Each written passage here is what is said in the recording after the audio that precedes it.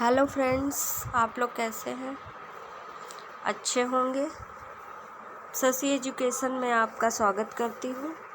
आज मैं आप लोगों को इंग्लिश के वोकैब्स सिखाऊंगी, जिसमें मैंने आपके लिए बहुत ही मेहनत से वोकैब तैयार किया है, जो एग्ज़ाम में ज़रूर आते हैं। तो लेट्स स्टार्ट करते हैं। फर्स्ट है टोटरिंग। टोटरिंग जो है फर्स्ट है टोटरिंग। टोटरिंग मीन्स होता है अनस्टडी वे, मतलब कि क्या कहते हैं, जो अनस्टडी वे मीन्स मतलब इधर उधर, मतलब कि जो एक जगह रहता नहीं है। मतलब इसको हिंदी में हम कह सकते हैं डगमगाने वाला, यानी इसको यह भी कह सकते हैं मूव इन ए फीबल और अनस्टडी वे। तो टोटरिंग का मतलब आप समझ गए। इसके सिनोनिम्स हैं जो मैंने आपको दिए हैं। पहला है टीटर, दूसरा है वॉक अनस्टडली, तीसरा है स्टैगर। तो इसके बाद इसके एंटोनिम्स भी आप देख लीजिएगा। इसके एंटोनिम्स हैं जैसा कि इनके एंटोनिम्स हम देख रहे हैं, स्टेबल, स्टडी और स्ट्रॉन्ग। ओके, इसके बाद है नेक्स्ट आते हैं पैरामाउंट, जो कि अगला हमारा वोकैब है, जो हमारे पार्ट्स ऑफ स्पीच में एडजेक्टिव पार्ट्स है। ओके दोस्तों, जिसका अर्थ होता है more important than anything else, supreme. इसका मतलब हम बता सकते हैं जो कि बहुत ही ज़्यादा इम्पॉर्टेंट पर्सन है, यानी इसको हम हिंदी में कह सकते हैं आला दर्जे का, या बहुत ही, और यह पार्ट्स ऑफ स्पीच में एडजेक्टिव कहलाता है। तो इसका मतलब होता है more important than anything else, supreme, बहुत ज़्यादा ही इम्पॉर्टेंट पर्सन है। इसके सिनोनिम्स हम बता सकते हैं। इसके सिनोनिम्स हैं जो कि मोस्ट इम्पॉर्टेंट, पहला है मोस्ट इम्पॉर्टेंट, दूसरा है of greatest importance, of prime importance. Next इसके एंटोनिम्स है लीस्ट, लास्ट और इन्फीरियर। ओके दोस्तों, अगला आते हैं हम आउटले। आउटले जो होता है, आउटले जो है वह पार्ट्स ऑफ स्पीच में नाउन कहलाता है। ओके, पार्ट्स ऑफ स्पीच में क्या है, नाउन।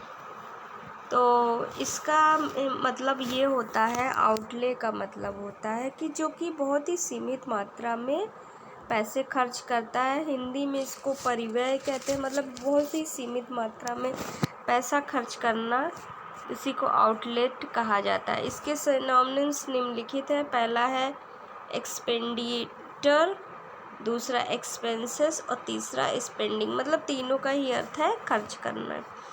नेक्स्ट आते हैं, इसके बाद इसका एंटोनिम्स है। पहला एंटोनिम्स है ब्लेसिंग्स, पहला इम्पोर्टेंस है ब्लेसिंग, फिर बून और इनकम।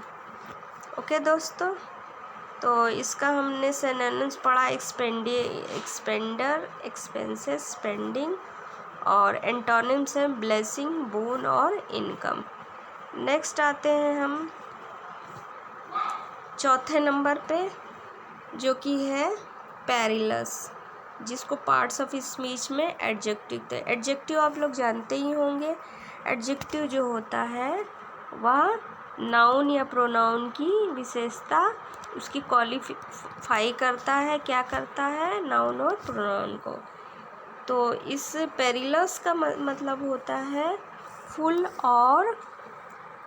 ऑफ डेंजर या रिस्क, मतलब जो बहुत ही ज़्यादा रिस्की या डेंजर्स होता है, उसी को हम पेरिलस कहते हैं। पेरिलस मतलब आप लोग समझ गए होंगे जो मैंने बताया। इसके सिनोनिम्स हैं डेंजर्स, पहला है डेंजर्स, दूसरा है फ्रॉड, विथ डेंजर और है हैजर्ड्स। ठीक, तो इसका सिनोनिम्स ये है और इसका एंटोनिम्स होगा सेफ और सिक्योर।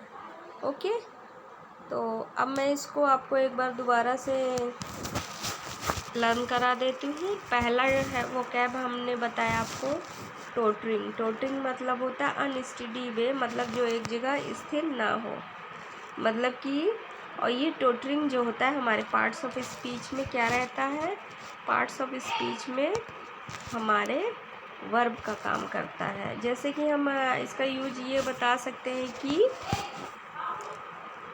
दिस पर्सन, मतलब कि this person is tottering very much. Okay, फिर उसके बाद है नेक्स्ट है पैरामाउंट। पैरामाउंट जो है वो मैंने बता दिया कि वेरी इम्पॉर्टेंट पर्सन, जैसे mister PM Modi is a very important person in India, या कोई IAS अफसर है, miss Tina Dabi is a IAS अफसर इन इंडिया।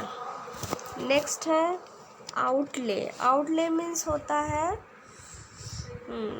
आउटले मतलब मैंने बताया आप लोगों को जो अपनी पैसे को सीमित मात्रा में खर्च करता है। और आउटले जैसे कि इसका हम यूज़ कर सकते हैं, जैसे कि मेनी वीमेंस आउटले हर सैलरी, मतलब कि बहुत जो महिलाएं हैं वे अपने सैलरी को बहुत ही सीमित मात्रा में मतलब खर्च करती हैं। नेक्स्ट हमने बताया पेरिलस। पेरिलस मतलब आपको हमने बताया फुल ऑफ डेंजर, मतलब कि हम बता सकते हैं जैसे अगर कोई कहीं डेंजरस जगह पे जाता है या कोई घाटी पर जाता है तो इसको यूज हम इस प्रकार कर सकते हैं कि many person travel in perilous vale, मतलब वैले मीन्स होता है घाटी। ओके फ्रेंड्स, अब आप लोग को यह वो कैब मुझे लग रहा है कि आप लोग को आ गई होगी अच्छे से। इसको फिर से आप पॉज करके देख लीजिएगा। और ये बहुत ही इम्पोर्टेंट वो कैब्स है, ये हमारे कंपटीशन एग्ज़ाम और हमारे रोज़मर्रा के समय में भी यूज होता है।